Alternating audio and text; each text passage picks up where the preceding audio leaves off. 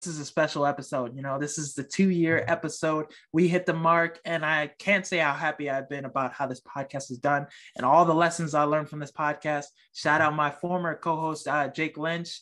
Couldn't get him on this episode, but next week he should be on. So it should be a great episode that week, but I couldn't have done it without him, and I couldn't have done it without my brother, my big bro, Jay Huff. This has just been probably one of the things that's been most important to me going forward after playing football, being able to talk on this podcast about sports.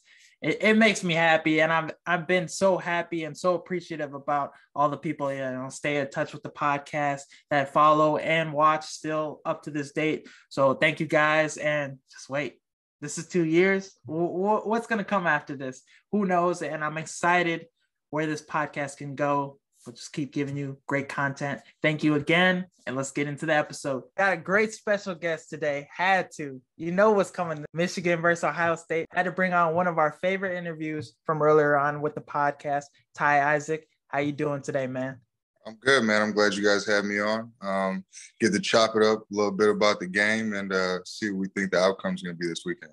Oh, yeah. So for the fans in that aspect, what goes into the preparation for Ohio State week? I know, you play one game at a time, but with Ohio State, this is probably one of the biggest rivalries in college football. So just give us some insight, what goes into that preparation.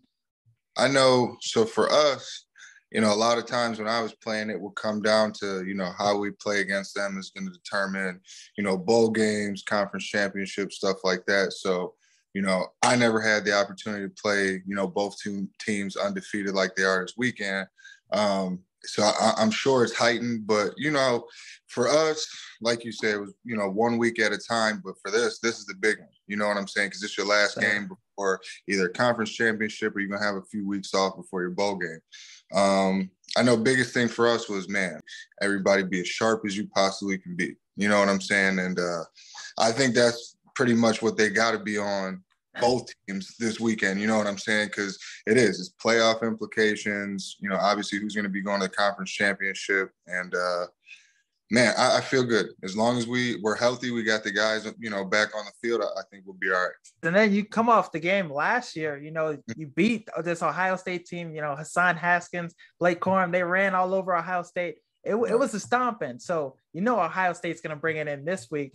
So you mentioned playing against Ohio State, those kind of matchups. What was your favorite memory against Ohio State? Unfortunately, we never beat them while I was there. Now, if you go back and look at 2016 game, okay. You could look for yourself. I thought JT was short. So I guess the best memory was thinking that we won for about 10 seconds. Nah, he was definitely short. Yeah, I thought we won for a little bit. So that was it. But, honestly, I think just being a part of it, people ask all the time, what was it like playing, for Michigan and blah, blah, blah. That atmosphere and playing in that game, that's the answer they're looking for. I mean, that's truly one of those, whether it's a home game or an away game, I can remember playing there and being on offense. I couldn't hear anything. You can't. It's deafening. You know what I'm saying? To the point where you kind of just got to know, you got to watch the ball and go. And then in the same token, being at home and it being deafening loud when our defense is on the field. It is, man. It's electric. It's special. I think everybody who's got a chance to be a part of it would tell you the same thing. It's just a special, special game. And I got to play, good rivalry games. I played SC against Notre Dame. Was present for Michigan, Notre Dame. Even playing Penn State, Michigan State, those teams. And it's just not quite like Michigan, Ohio State. So would you say this is the biggest rivalry in college football, these two teams going at it? And I mean, everybody say you got Bama and Auburn or, SC and Notre Dame, Florida State and Miami or whatever it may be. But, I mean, when you say the game and you follow football, you already know who's playing. So I gotta give it the nod for that, saying it's the biggest game. No, yeah, and you look at some of those Auburn-Alabama games, besides that, kick off that field goal for a touchdown. Yeah, there's been some shitty games between those two teams. Yeah, nah, because I got a lot of Big Ten bias. Okay, I know I could be wrong, but yeah, some of them games were not as entertaining. And don't get me wrong, we was getting whooped on for a little bit. We about to put them back in the headlock, so I ain't worried about it. But It is, man. Like I said, you just either way, you play there or you play at Michigan, you're gonna get 100,000+ plus millions watching at home. Oh yeah, for sure. So this is probably an easy question. You taking Michigan in this game then? That's a real question. Come on, man. Hey, look at. Hey, good or bad, I'm rolling with them. Hopefully I won't be in debt after Saturday. Oh yeah. But, you know what I'm saying? Hey, you got to put your money where your mouth is. Nah, yeah, I'm staying away from the betting in this game because it could go either way. It really could go either way. I got to show them I bleed blue. I got to show them. Okay. But with this matchup, though, looking at both of these teams, I mean, if Michigan loses, it could still possibly get in. Ohio State has a loss, but the committee, they be shitty with it sometimes. It's tough. And for some reason, it's always harder, I feel like, on Michigan. Like, I've never once in the conversation, I've never heard anybody question Ohio State's strength of schedule. And they play in the Big Ten East with us. I've never heard it once. Never heard it either. But when it comes to Michigan, it's all, well, they don't play anybody all year. And yeah, granted, our schedule was a little bit easier this year than it has been in years past. We've all, if you played football, we've all been on a team. It's not easy to just go out and win 11 straight games. It really doesn't matter who you're playing.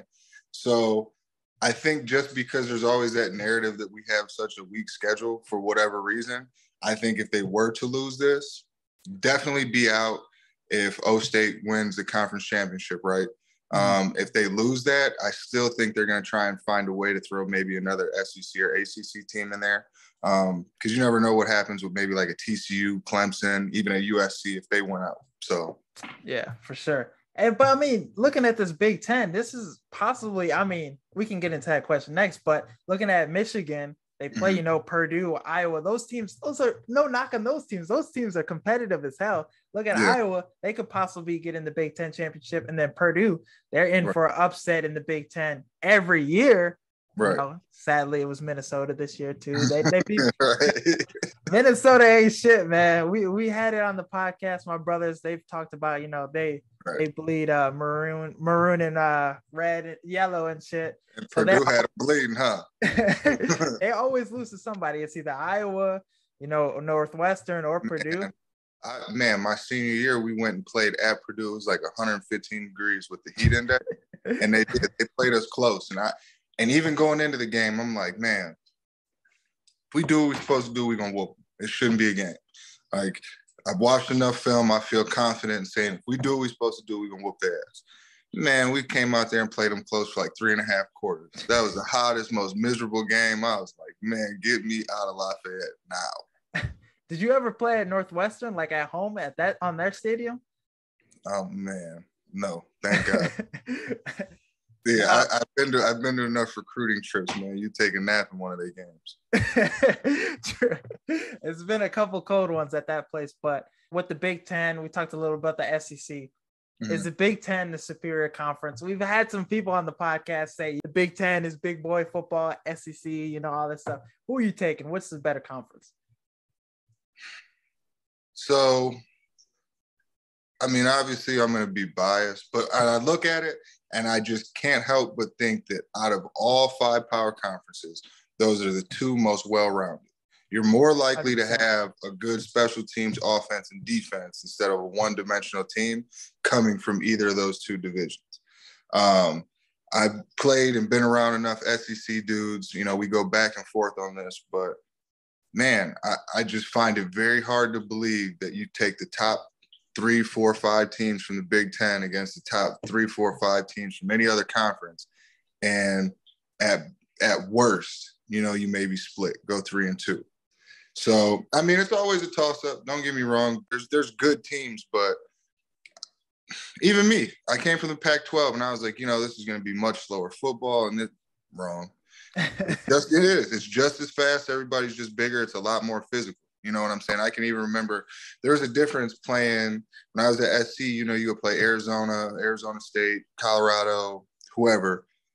That shit is way different than when you show up and you got to play Michigan State. You like, damn, dude, they all of them big. Where they get these?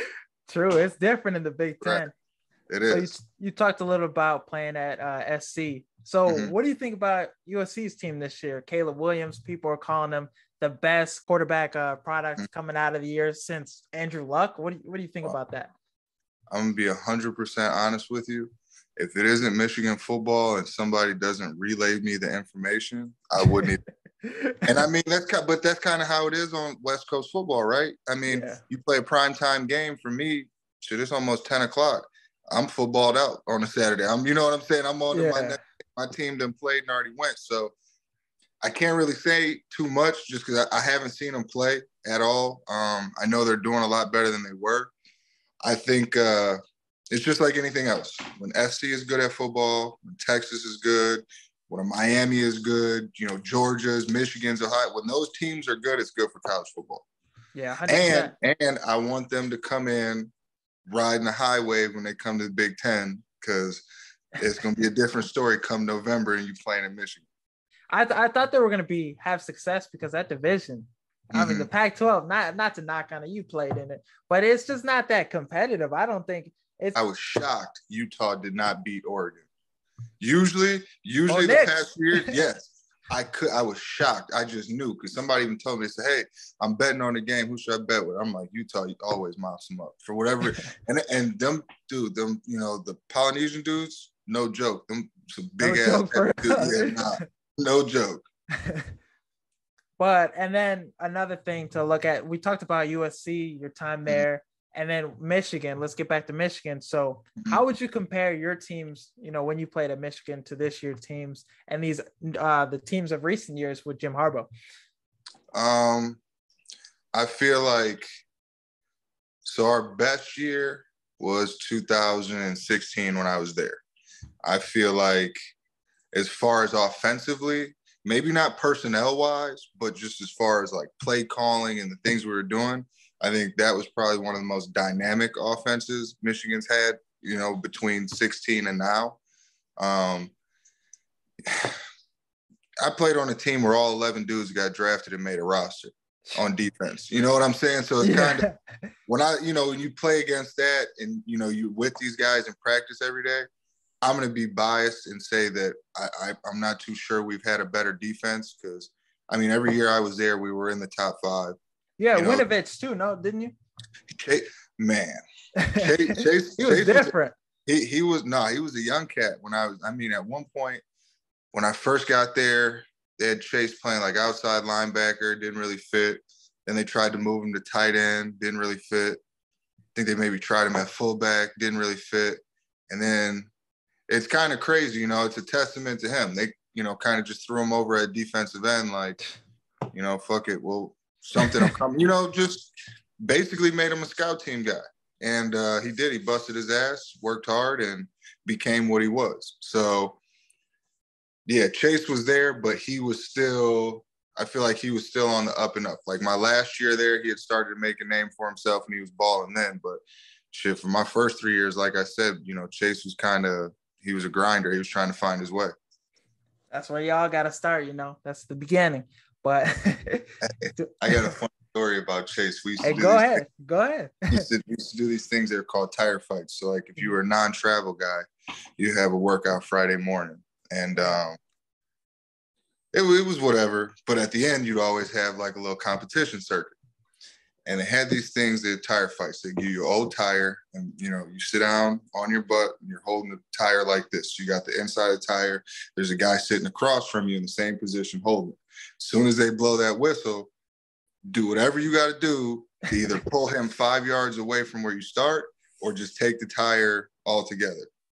Man, Chase had a kryptonite. He used to get whooped in that all the time. Damn, really? By a walk-on quarterback. Walk on? Man.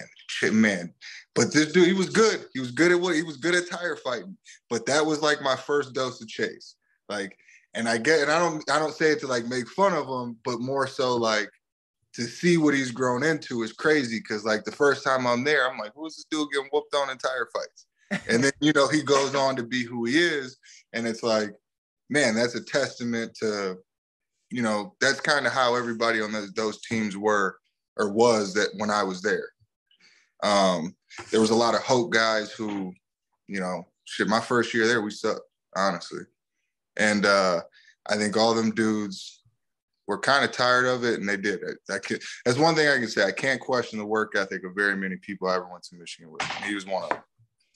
Nah, it's them tire fights, man. They're no joke, you know. Now, if you've never done one, you have no idea. Fingernails ripped out, all that. They don't know it's serious. Shit get grimy. Yeah. But now Blake Corum, he's up for the Heisman, one of the best running backs in college football. What do you think about it? You think he should get the Heisman Trophy win, or who else do you think should get it? I'm gonna be honest with you. Yeah, I want him to win it. I think he's deserving, but I think you and I both know that is gonna hang on what happens this Saturday. If he plays balls out, Michigan wins. I think get ready to paint his name all over the walls and halls of Michigan, right? If unfortunately he's hurt and he can't play, obviously that's going to change things too. Like I said, I really, really think that whatever happens this weekend is going to be kind of what sends him off to New York and figures out what he's going to do. Because, I mean, if you look at his resume, it's all there. They're going to argue strength of schedule. Obviously, you're going to look at people like Caleb Williams, who I'm sure he's having a good year, right? Yeah. So, and that's something else to compete with too. Those are two big markets, right? University of Michigan is a huge sports market for media and everything, but SC is still SC, and that's LA. Who's the media capital? True. And and I don't mean to cut you off, but no, you're good. Go ahead. A lot of it is that, right? It's campaigning and getting people behind it, and you paint this picture, and a lot of times that's what it becomes. So hopefully for him, I would love to see him win it, being a Michigan back. Fingers crossed. I hope he can play. I hope he's healthy. Hope he runs for 10 touchdowns on Saturday and wins the Heisman. So that'd be crazy. And then you look at it because it's a quarterback award most of the time. And you look at CJ Stroud, if he has a good game too against Michigan, and that paints his ticket for a Heisman Trophy winner or finalist. So it's just tough. Whoever, like me and my brother, we were talking about this earlier, I think last week. Whoever has the best game that imprints them having a better chance to win the Heisman. So definitely. Because I mean, what do it sound like if it comes down to CJ Stroud and Blake Corum? Okay, well, we're gonna give it to whoever was on the losing end of the game. It's like, how can you say that? You know what I'm saying? And then, so looking at the last time we interviewed you, college football was a little different. There wasn't, people weren't transferring as much as they are, and there wasn't, they weren't getting paid off like an image and that likeness. Man. So, hey, this brings a question. What would you do now? Like playing at USC and playing at Michigan? Like, what would you do differently now in this era of college football? Man, if I was in the same situation where I kind of had my choice if I could go anywhere I wanted to, oh yeah. But I mean, that's real, because I think about it. I got a bunch of friends, myself included, where it's like you 20 plus years of playing football, and if you don't go pro or you don't hang around for a long time, you don't really have a lot to show for it in financial gain. Anybody else who does something for 20 years is considered a master at their craft, and they're usually getting compensated for it. So I'm happy for them. Even for these guys where it's like, you know what? You could be great coming out. You'd be highly rated, and it happens where things just don't work out and you don't. At least you got a little bit of fallback money, because there's still just this life. I mean, I know I'm not that old, but sometimes I'll be feeling beat up where it's like, man, do I have to get a surgery on this or that? And I think that plays a factor. So I like that for them. But me personally, yes, I wish we would have had NIL coming out. You'd have seen me on all sorts of little goofy commercials, getting any little coins I could. Not even that quarterback from LSU. He went on and quit. Like, he got his little deal. I forgot what his name was. Is it guaranteed money? Yeah, he got his little contract from. He signed his little contract. They benched him too. They were like, "Oh, you're not our starter." He dipped, took his money and dipped. Hey, see, he gonna mess it up for others. They gonna be like, "Nah, you gonna have to do something to get this money." Nah, I didn't know that. That's actually pretty fun. Good for him, I guess.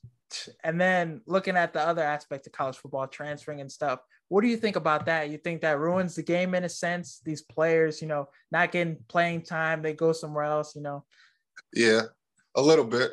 and I know it's going to be hard for a dude like me who did transfer, but it was a very, very big decision that I thought about for a couple months before I just went ahead and pulled the trigger. There's to me, that's a big answer because one, if you're a coach, right, and you know you got to win now, do I go grab this incoming freshman from high school where I know I got to put like probably a year and a half in him before I can start getting something? Or do I go grab this kid who was at a mid-major school who's ran for, 3,000 yards in his career and wants to transfer? I can plug him in right away and get results. So, I think it's good for people. It's good for certain people. It's not good for others. I think for high school kids, it makes it tough because now your recruiting class is smaller because there's older kids getting pulled in and they use that scholarship. And then there's also kids who, all right, this isn't working, I'm dipping. Well, now there's no room because there's 1,500 other guys in this portal and there's only, however many spots. Like I was working with some people and we were going over these numbers, and a lot of times there were more people in the portal than there were spots available, in the particular, like if you want to play Power 5 Division I football, it ain't, you know what I'm saying? There's not a whole bunch of spots. Like these guys use all the scholarships they can get. That's why these schools are good. They don't leave money on the table. So I think it leaves kind of a logjam because I know of one kid personally for a fact jumped into the portal and had nowhere to go, and that was it. He was done. He was in the portal for a minute.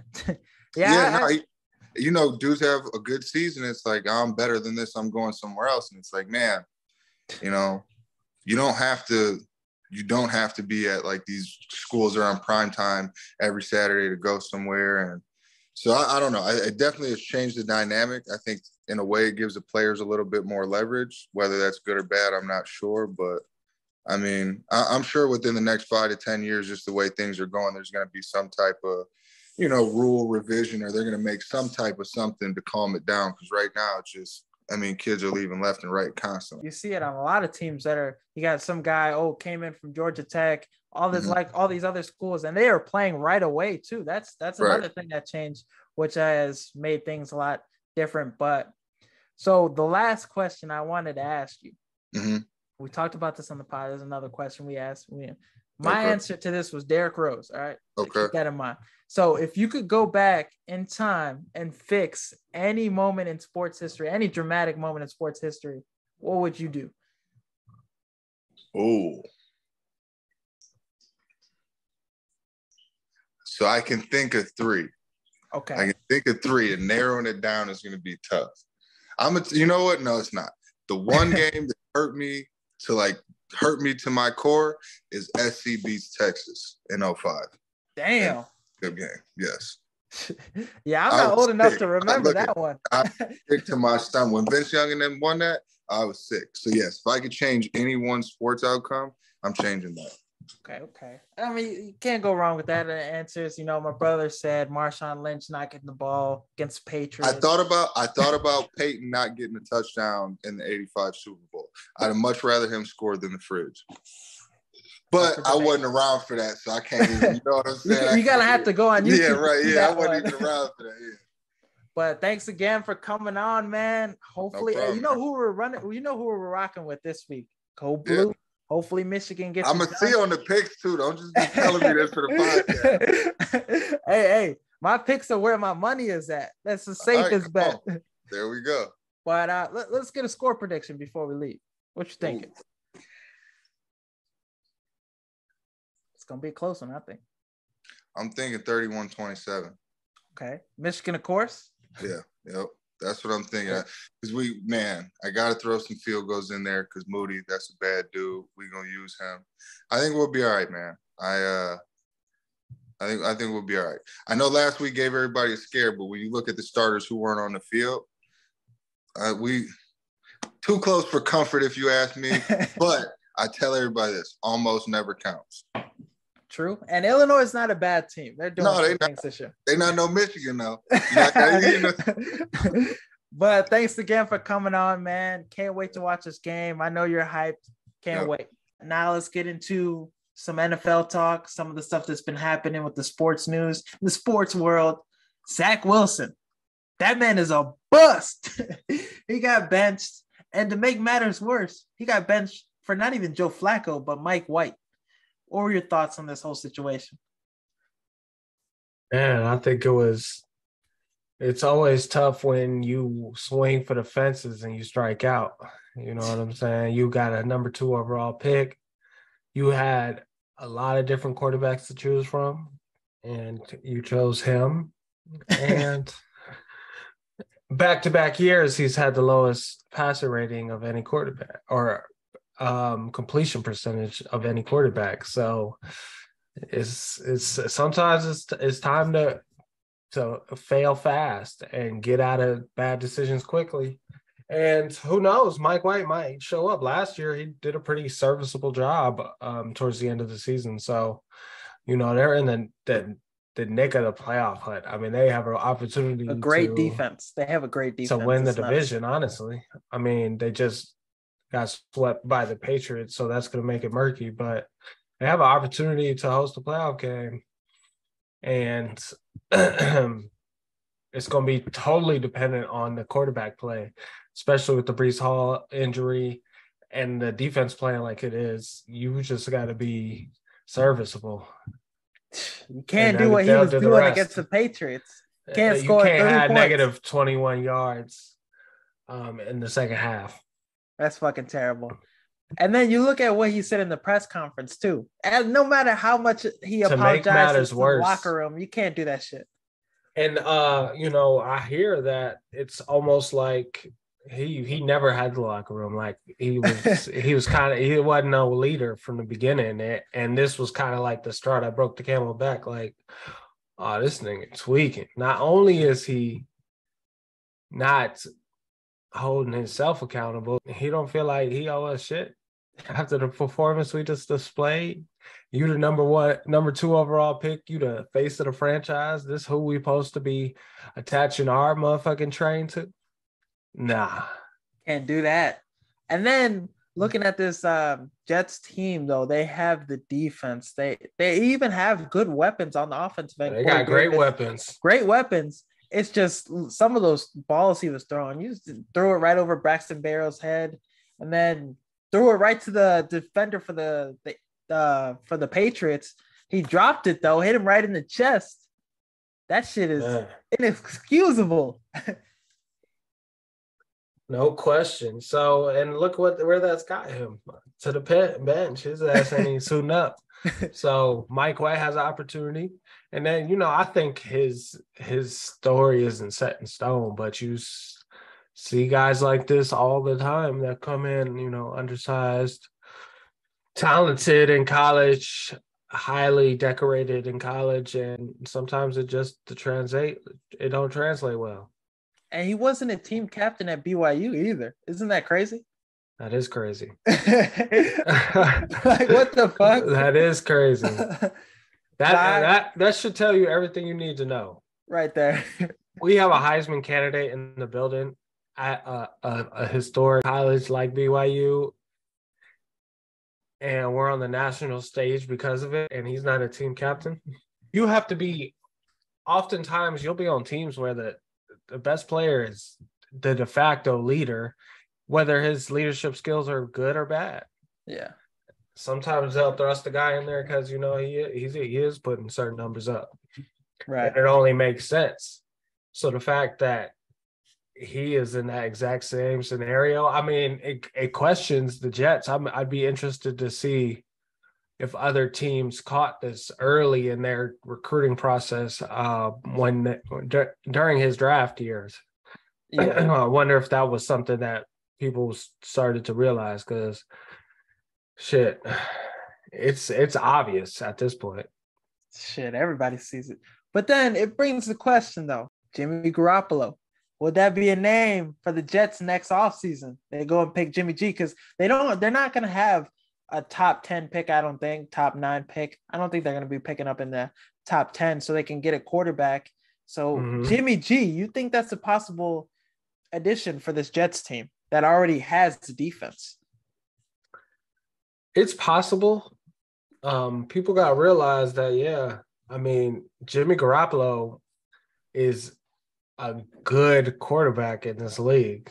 There's only so many Mahomes and Brady's and Aaron Rodgers and Josh Allen's and Lamar Jackson's. Everybody else got to be right. Right. Everybody else got to be good sometimes and great when it matters. So, and most importantly, his locker room, the people on the 49ers, they love Jimmy G. They play harder for him. They do, like, you can tell the effect he has on the locker room. And, opposite Zach Wilson, who has a bad effect on the locker room. Right. But so it's going to win you some games, no question. But when you're in playoff games where there's a pass rush and you don't have a quarterback that could be special, you're limited, especially 100%. Against teams that do have that. Because guess what? If you get down, your ass is the game is over if you're down. With the Titans, with the Ravens, give certain times. The Bengals. The Bengals, I mean, if they're down, they're in any game, I think. Oh yeah, true. They got the pass. They got a quarterback. Same thing with Justin Herbert. It would be tougher for him to compete in the AFC, I think, though. You got all those quarterbacks that are a lot better than Jimmy G. Whereas the NFC, Jimmy G, Geno Smith, Kirk Cousins, besides Jalen Hurts, the drop-off is there. But I still think you put them on the Jets, they're a playoff team. They beat the Patriots. They win some of those close games. They don't have to make a move like this to win a must-win game against the Chicago Bears. Which, if there's a game to try a new quarterback, it's against our ass. I mean, damn, he ain't gonna have that. We had Jared Goff out there looking like he was the man, dicing us up. Marcus Mariota too. Like the Rams made a mistake. So we made some quarterbacks look great. Thank God we didn't play Washington when Tyler Heineke. He would have probably bust our ass.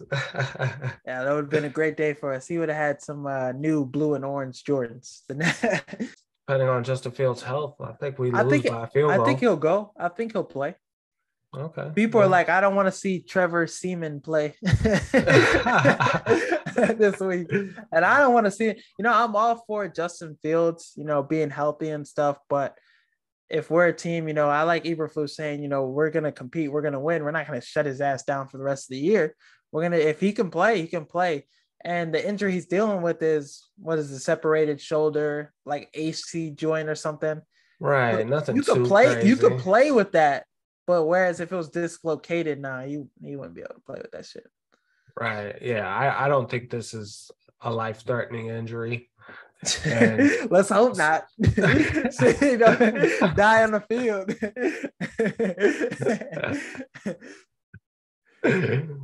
So I ain't holding my breath. I think we gonna make this a game. You see great defenses struggle against our offense because we have a weapon at the quarterback position. Same thing with the Patriots. So those are two of the best defenses in the NFL, and we just ran it down their motherfucking throat. So on the flip side, it's going to be interesting to see how White plays, because he going to have some opportunities to ball the fuck out. He might put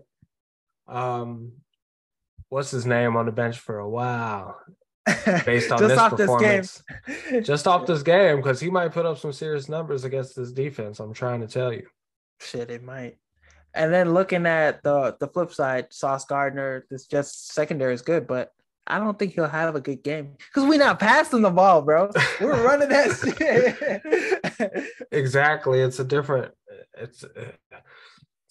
scheme to prepare for. And then on the flip side, there is no preparation for Justin Fields because he's going to be the fastest guy on the field.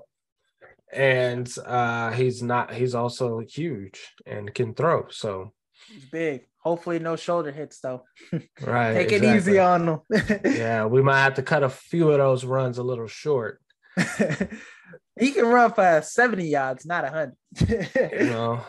Sometimes he do have to run for his life. I understand that offensive line is terrible.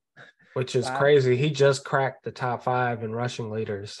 834, which is insane. Which is insane because how many of those yards are in this, 6-game stretch, 5 games, 6-game stretch? It was 538 in 5 games. So, which is like, Jesus. So we got, and then on the flip side, did you see after the game, Justin Fields apologized to the defense and they actually stopped him? Like, hold on, bro. We ain't gonna let you take that bullet. Don't finish it. He was like, hey, y'all got us. Y'all made a stop and gave us an opportunity to win the game, and we didn't do that. That's on us. And they said, hold on, big bro or little bro, we appreciate you, but and that's a guy that you can go above and beyond for him because he's a leader that doesn't have an ego or doesn't is always going to look at what he could have done better before he points the finger at you. And you tell he's very well spoken, like he speaks very well. You know how some quarterbacks, give them dumbass answers in a press conference. You don't get that with Fields. Like he knows the right things to say. So that's very encouraging. But let's get into Sean Payton. Now there's rumors he wants to get back into the NFL and coach again. Now the two teams, Cardinals with Kyler Murray or the Chargers with Justin Herbert. Which one is the best fit for Sean Payton? I think the Chargers, no question. That would be sick. And I would make that move immediately if I was the Chargers. don't even let Brandon Staley finish the season. I don't give a damn about no Rooney Rule. Go. I'm just playing. I'm just kidding. Yeah. But Sean Payton, he gonna take the motherfuckers to the moon. Cause my man's who there now just ain't got it. I'm gonna be honest. Should let him be DC, maybe. Nah, not even that. His defense been trash. His game management's been trash. They can't eke out one possession games for some reason. They lose to teams that they should win, and they will never beat Kansas City. No matter how close it is. No matter how, I don't give a damn how much time is left. They not beat them until they make a change at the head coach position. Because I couldn't think of a further gap between coaches, and that's the difference. Herbert could potentially be a top 5 quarterback. And who knows if we'll ever see that, but he's really good. We hate on Herbert. Well, we don't really hate on him. We just don't give him the flowers like everybody else. But we are not. We just haven't seen his performance in a playoff game. Yeah, 100%. We are not as bad as Emmanuel Acho. You see what he was saying? Called him a social media quarterback. And then he clapped back at his ass. He's like, he's the one, he makes the IG Reels throws. He makes the Instagram throws and stuff. And he was like, it was an interesting comparison, but I like some of his takes, but this is one he was getting clowned for heavily. So, as he should. Because I think Justin Herbert is a coach away from being in that discussion. But on the flip side, we can't hold Lamar accountable for his playoff experience. And each year he's developed as a passer. But we can't look at him and be like, okay, if he's a top 5 talent, he should at least get to the playoffs. Once. Damn. It only makes sense. But you look at Lamar Jackson, no knock on John Harbaugh, he's a great coach. You put Lamar Jackson in Miami with McDaniel and that offensive mind, or even Kyle Shanahan, who knows what we would see. Like, you put him with a better offensive mind, because Greg Roman, he created a great offense for Baltimore Ravens. But you see these games where the play calling, the coaching fails Lamar Jackson in this Ravens team. Because, say all you want about the defense, all this stuff, you give up too many damn leads every year. It's coaching.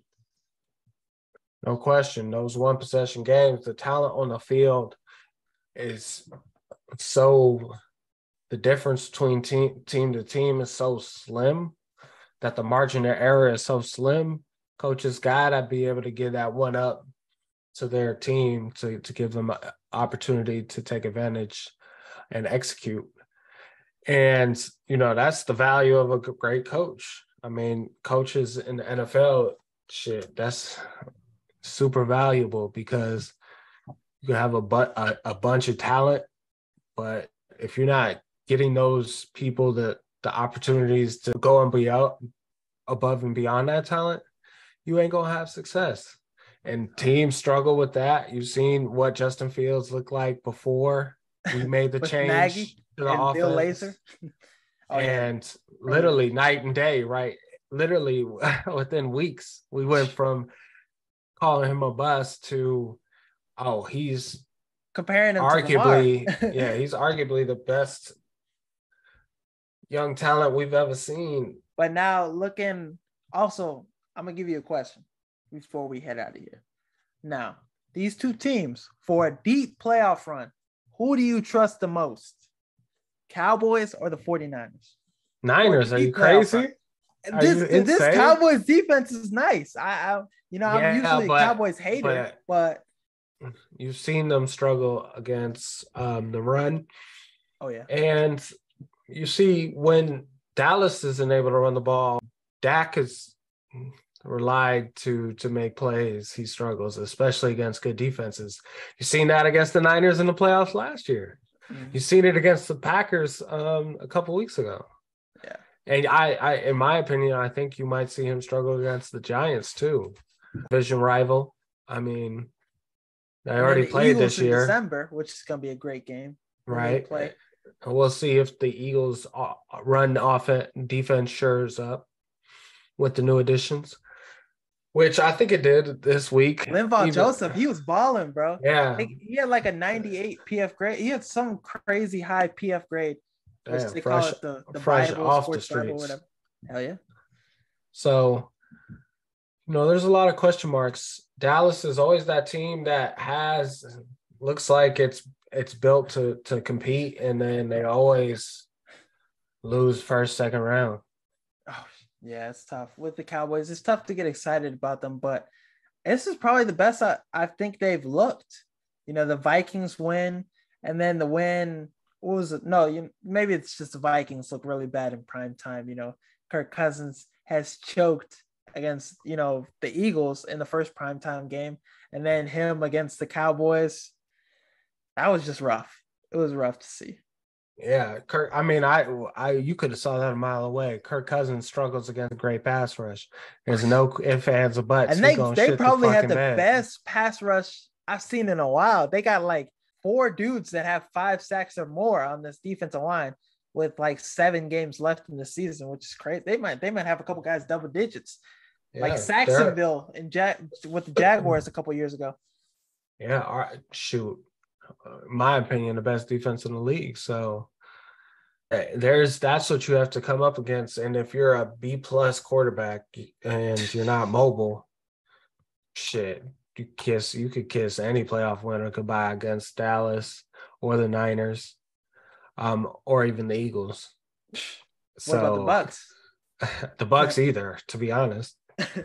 Anybody that comes out of the wild card, these. Let's throw one more question in there. These 3 teams in the wild card, who do you trust the most to get a playoff win in the first week in the playoffs? Commanders, Seahawks, Giants. Let me hear your take. Oh, I think I'm gonna be honest. It's gonna depend. It's gonna be heavily reliant on the matchup.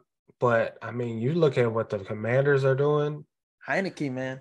They have either won or fought to the very end in every game since Heineke's play started. So that pass rush is really lethal too, underrated because it's the Commanders. Philly, I mean not Philly, but New York. They really disappointed me last week. I'm gonna be honest. They lost hella players too. Wanda Robinson. He's out for the year. Bullied their ass. Yeah. So that can't happen. No, it can't. For you to be a playoff team, to compete in the playoffs, but the NFC is so weak at the bottom. It's just like they're probably going to get in. I would much rather see Seattle and the Commanders. I'd be honest. I'm not confident in any of those teams. Not even Commanders? If it's a matchup, but if it's not, shit, it's gonna be tough. Commanders versus Bucks. Remember they're gonna lose. You They're think gonna so? lose against the Bucks. Yes. I give them a shot, but I'd probably put money on the Bucks. But I'll give them a shot too. I think it'll come down to the wire. all right, before we head out for real, Michigan versus Ohio State. Who are you taking in this game? We know who Ty Isaac's taking. Who are you taking? Man, I have not been impressed with Ohio State's run defense. And Michigan, that's a team that runs a hell of a lot. You've seen when Michigan's able to win the line of scrimmage, they won last year. Mm-hmm.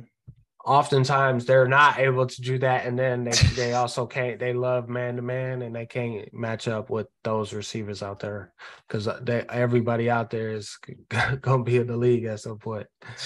So, yeah. I mean, let's see. What's the wire? I mean, what's the 6-man blitz locks? We're hearing it on the episode. Locked and loaded. Oregon versus Oregon State. Who you liking that one? While I look. Oh, Knicks. Oregon all the way.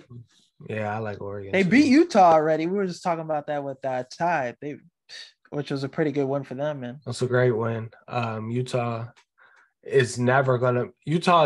Tries to be the bully of the Pac-12, but they're never going to be more physical than Oregon is, just because they can't recruit nationally as well as they can.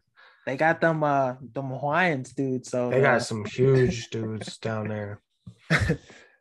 The demigods. They play at 11 shot. Why got to be at 11 a.m.? That game, it shouldn't be 9:30. It shouldn't be 9:30. You know, the Pac-12 games, but it should be right in the middle, maybe like an SEC game at 3 or 2:30. I love 11 a.m. games because you know why? Shit. I'm gonna be sleeping still, man. I like Michigan to cover the 7.5 though. Oh yeah. I think it's gonna be close, but yeah, I like the Michigan to cover the 7.5. I think they try to shorten it as much as possible. You've seen Ohio State struggle a lot defensively. Mm-hmm. If I'm being honest, look at what Maryland was able to do today. Fuck. And Illinois too. They was able Penn to. State too. Yeah. So I do like Michigan, but is Blake Corum? He's hurt, right? He's a little banged up, but he should be able to go. Whatever you got to do, give him the needle, give him the pain medicine. He's got to play. That's going to be a huge. I think that, like I said before, that game is going to define who wins the. We were talking about that too. Like either CJ Stroud or Blake Corum. Yeah. Whoever has a better game, that's going to, seal their, Heisman Trophy. That's Tennessee lost. I think. Hendon Hooker's out for the year too.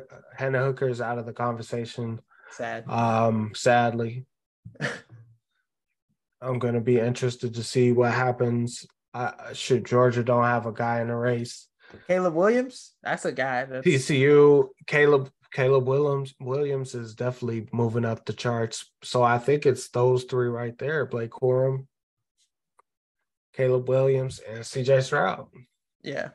So if you had to take one team, who are you taking then for this? I'm taking Ohio State. Ooh. Well, give me a score prediction. Ooh, I think it's high scoring. I think it's basketball scoring? College basketball game? 28-33, Ohio State. Okay. It's fair. I like that. Hopefully, because Ty Isaac was saying how he was on the team. Remember, JT Barrett got that first down, but it looked like he was short. Yeah. He said he was playing in that game. Yeah, I remember that vividly. Michigan should have stole that game too. It's tough, but that's all we got for the show, guys. Thank you guys for watching. Thank you guys for listening. We hit the 2-year mark, as I mentioned in the intro. We're going to keep pushing this content, keep going. We're not going to stop till we hit every year. Fuck. We're going to keep going, keep pushing content. We're going to keep bringing some special guests on every here and there, when it's convenient for them. Our special guests, we care about them. And appreciate Ty Isaac for coming on once again. That was a big move. Ohio State, Michigan State. Can't wait to watch the game. 11 a.m. Hopefully you're awake. I probably won't be. I'll check the highlights. But as always, peace.